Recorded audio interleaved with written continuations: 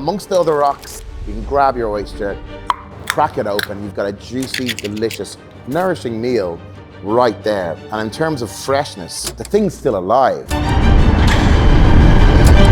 Our oysters are stored under this train arch in Vauxhall, just in this fridge here. You got Killock Bay from Northern Ireland. You can see even there, like the seaweed and the seagrass still growing on the oyster. It's very much alive inside and outside. Over here, we got the Cooley Gold, this chunky guy. These oysters here are from County Louth, a place called Cooley Peninsula on the east coast of Ireland, just north of County Dublin, where I'm from. Yeah, so I grew up in Dublin, right on the coast.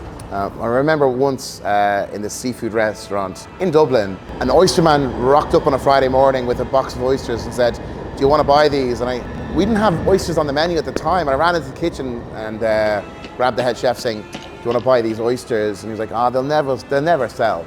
People don't like oysters."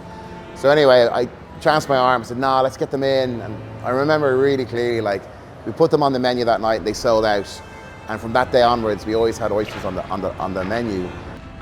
Look at the beauty of that shell. It's not often that I think about the Roman Empire, but the Romans were here, and they were here for a reason, and that was the oyster. When they were having banquets and parties, the food that they were eating was only oysters. Oysters and wine. And the guys went crazy for it. They loved it. Banquets and orgies, all fueled by this oyster. It's a bivalve mollusk. 2 shells, 1 hinge, no face, no backbone. And look at it, it's covered in little barnacles and seaweed. It's full of life. And the most important part, the juiciest part, is hidden between these 2 shells, just through this hinge. And there you go.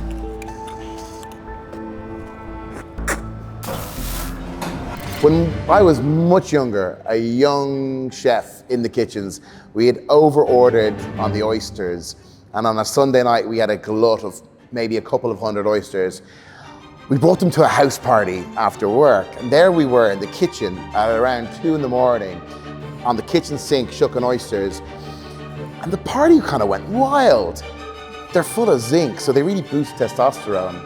So all of a sudden, the vibe in the party just goes through the roof. It was like we had just dropped a bag of drugs on the table. It was crazy. And then I realized oysters are a thing.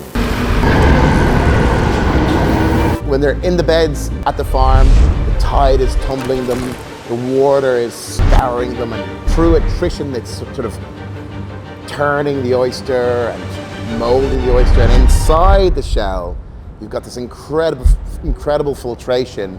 The oysters are filtering the water that's in the bay in that tidal zone, filtering all the algae and protein and plankton, and it gives it a unique, distinctive flavor, the flavor of the bay, its own terroir.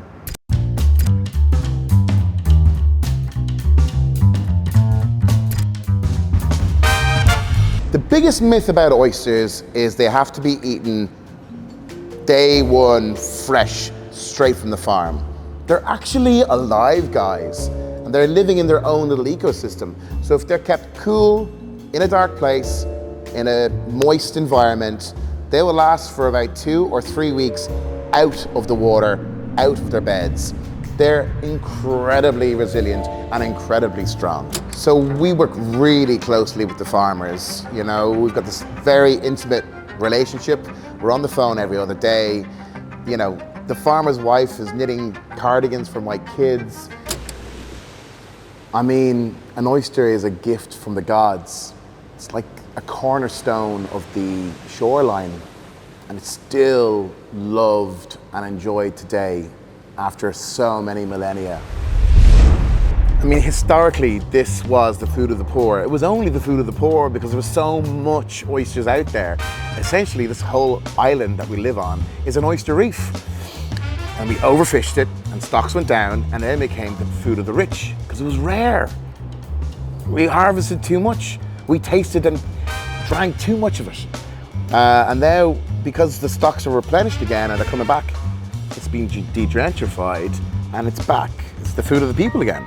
The oyster is like the canary of the ocean. If the water is not good, the oyster is going to let you know. It's a cornerstone of its ecosystem. You can't have a good, clean oyster without good, clean water. Wine or beer with oysters? I'm going for a long, cold pint of Pilsner. That's the only way for me. I know this might sound cringe, but it's the soul of the bay delivered to the heart of the city. And it's as simple as that. They're perfect the way they are. All you need to do is crack open the shell and they don't even need a condiment. Yeah, sure, like a squeeze of lemon or maybe some hot sauce. But it's essentially the bounty of Mother Nature ready to eat.